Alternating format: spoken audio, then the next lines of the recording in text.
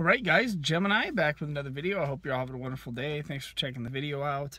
It is Monday afternoon, and I thought I would talk about something I've been doing. I've been on this binge on the WWE Network. I think it started when Ric Flair got sick, and I started going back on the WWE Network and watching all the old Ric Flair matches, right?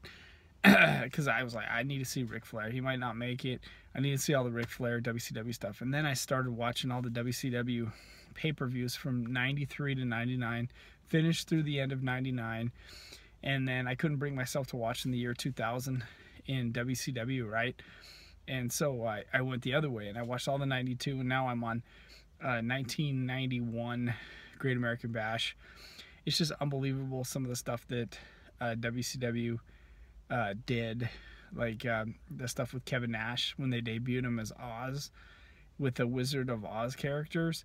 He came out there with Dorothy, Scarecrow, the Tin Man. I mean, this is Kevin Nash. I mean, this is like a Hall of Fame Kevin Nash. This is like one of the biggest stars in wrestling history, and they debuted him as Oz, and I'm just like, wow, it's unbelievable. Or like to take Billy Jack Haynes, who was like a huge star in WCW or WWF with Hercules in the 80s, and they put him under a mask and they call him Black Bart or Black Blood.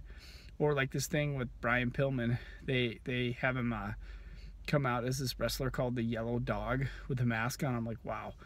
It's just like, as much as I love WCW, I'm just like, man, you guys had so much talent, so many great wrestlers, and it's like, man, who was thinking of this stuff? Or this guy I hadn't seen before, they have him come out, his name is Big Josh, and he comes out with like these two like fake bears to the ring.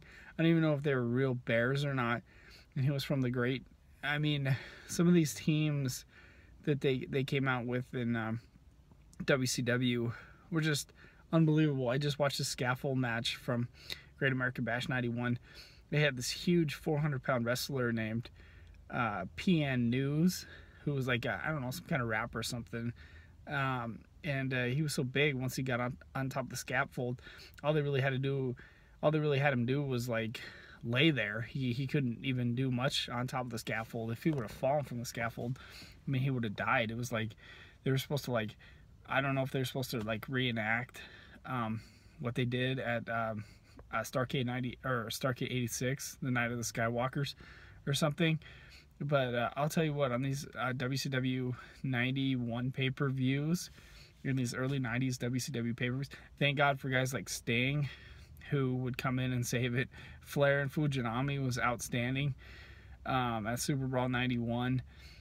Vader, you know, but for the most part, man, they fill these shows up with these wrestlers who you would never believe. It's just, I mean, if you look at a guy like Kevin Nash, like I said, who went on to be one of the biggest stars in wrestling history, a Hall of Famer, debut him as Oz, and Diamond Dallas is doing a little talk show, and he keeps saying, "Good God!" And I'm like, man, it's DDP. And WCW was just clueless. You know, they were just clueless at what they were doing back in the day. They were just stretching for anything.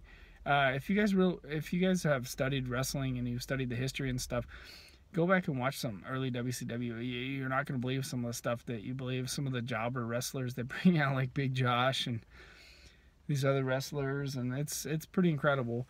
Just want to throw that out there. These pay-per-views are crazy. Thanks for watching.